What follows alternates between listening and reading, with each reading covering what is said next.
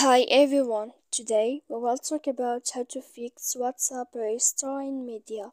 To know how to fix WhatsApp restoring media, you should just go to settings like this. You will click.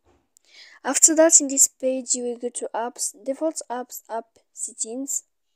When you will see this list, you will go down to find the application of WhatsApp and you will enter. After that, in this page, you will go to click force stop, and when you will end this, you will enter to storage.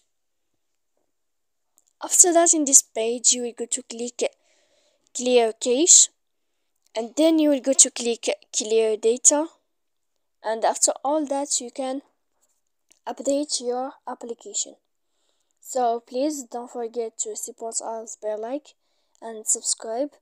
See you next time in another video. Thank you.